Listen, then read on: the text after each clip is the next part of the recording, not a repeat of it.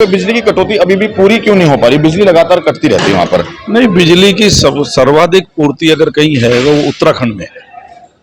पिछले दिनों तो हम 24 आवर्स दे रहे थे। ये बरसात के दिनों में थोड़ी बहुत दिक्कत आ जाती है। ऐसा क्यों आता है? मतलब नहीं, वहां ऐसा पर होता है क्योंकि हमारे प्रोडक्शन कम हो जाता है बरसात के दिनों में, सल्ट आ जाता है पावर हाउसेज में। हमारे यहाँ हाइड्रो पावर ज़्यादा है तो उसके कारण से थोड़ी दिक्कतें आती है, लैंडस्लाइड हो जाता है। तो जो जितने भी पावर हाउसेज हैं सब में सिल्ट आने के कारण प्रोडक्शन कम हो जाता है।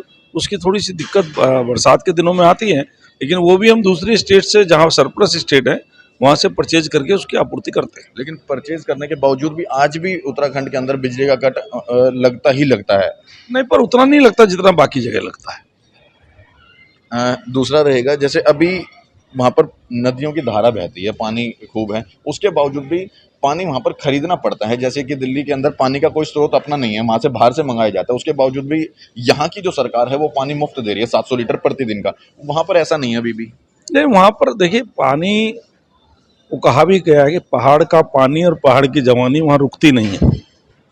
वहाँ होता है लेकिन वो जाता है, और जिनको जाता है वहाँ जहाँ जाता है वहाँ मिलता है। दिल्ली में वहीं से आ रहा है, दूसरी जगह से नहीं आ रहा है। अब ये देखो ना, जहां से पानी यहाँ पर आ रहा है वहां तो मुफ्त है, और जहां से आ रहा है वहां फिर भी पैसे लग रहे हैं। आज नहीं भी नहीं, वहां पैसे मुफ्त नहीं मिल पा रहा। पैसे तो सब जगह लग रहे हैं।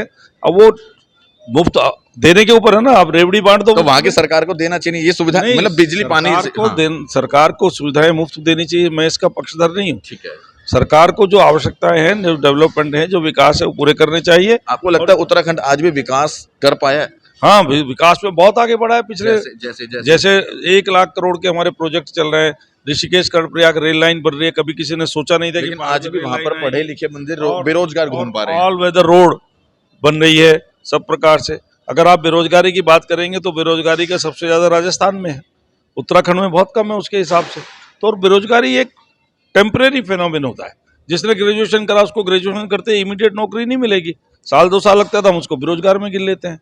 1-2 साल बाद उसको, भाई वो तो सरकार भी उसको बेरोजगार में गिन लेती है। नहीं, वो तो आंकड़े होते हैं ना करने के लिए, वो आ जाता है। लेकिन वो ऐसा नहीं कि परमानेंट बेरोजगार होता है। अच्छा, मेरा एक सवाल और रहेगा। अभी हाल में ही गुजरात के अंदर भी आप लोगों की सरकार है, बीजेपी की सरकार, और वहाँ पे जहरीली शराब पी करके 50 से ज़्यादा लोगों की मौत हो गई, और जबकि पूरी तरह से शराब बंद है। उसके बावजूद भी सभी नेताओं को, शासन को, प्रशासन को पता है कि वहाँ पर इलीगल शराब की वजह से ये मौत हुई है, और सबको पता है कि शराब पूरी तरह बंद होने के बावजूद भी वहाँ शराब कैसे बिक रही है फिर? देखिए, ये तो आप जानते हैं, जब वहाँ पूरी तरह बंद है हाँ। और शराब पीने से मरे हैं तो वो इलीगल ही रही होगी। हाँ, तो अब इलीगल कहाँ से आई, क्या आई है, तो वहाँ की सरकार उसकी जांच कर ही रही होगी।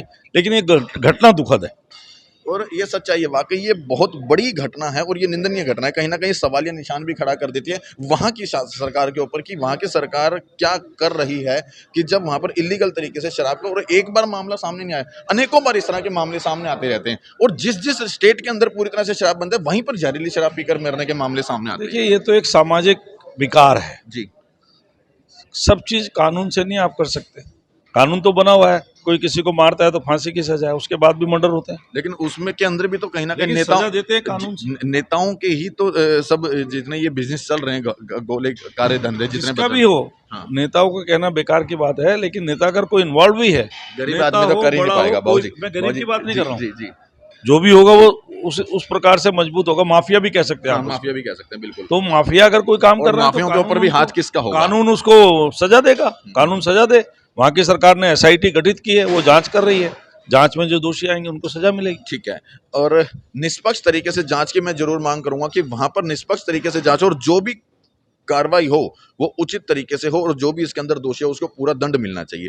अच्छा, अभी भारतीय जनता पार्टी की सरकार ने 5% की GST लगाई सभी खाने पीने की चीजों के ऊपर, उसको लेके क्या बताओगे? नहीं, ये बिल्कुल गलत बात है, सभी खाने पीने की चीजों पर नहीं लगाई है। ठीक है, क्योंकि कहीं ना कहीं इस तरह को लेकर नहीं, ये परसेप्शन करने की कोशिश कर रहे हैं, और वो कर रहे हैं जो GST काउंसिल में जिनके मंत्री हैं बैठे थे, और वहां सर्वसम्मत फैसला हुआ है, उस पर हुआ है। जो खुले उसमें भी जो माल बिक रहा था पैक्ड, उसमें नहीं था, और उसको ब्रांडेड कंपनियों का ही था, उस पर GST की चोरी हो रही थी, उसको रोकने के लिए ये हुआ है। अच्छा, अभी किन किन चीजों के ऊपर, जैसे आपने कहा सभी पे नहीं लगाया, किन किन चीजों पे लगाया? नहीं, जैसे अब आटे की बात हो रही है, अब आटा जो बड़ी कंपनी, मल्टीनेशनल कंपनी बेच रही है पैक्ड करके, आशीर्वाद लग रहा था, उस पर क्यों GST नहीं लगना चाहिए?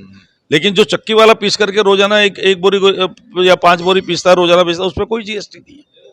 ठीक है, मतलब पैकेट वाली चीजों के ऊपर हाँ लगा है। पैक्ड पर है। अच्छा। पैक्ड माने ब्रांडेड है वो। विपक्ष का ये भी कहना है कि कहीं ना कहीं हमारे हिंदुस्तान के अंदर जहाँ खाने पीने की चीजों पे कभी टैक्स नहीं हुआ करता था, आज जो पैदा करता था उसी के ऊपर टैक्स लगाना शुरू कर दिया। नहीं, जो पैदा कर रहा है उसको सरकार किसान सम्मान निधि में सहयोग कर रही है, उसको खाद में सब्सिडी दे रही है। इतनी सब्सिडी दे रही है कि जो 3500 रुपए की खाद है उसमें 3200 रुपए की सब्सिडी है। बाकी आप लोगों को हमारा ये प्रयास कैसा लगा उसको लेकर के कमेंट बॉक्स में राय जरूर देना, और वीडियो अच्छा लगा हो तो शेयर ज़्यादा से ज़्यादा करना। जय हिंद, जय भारत।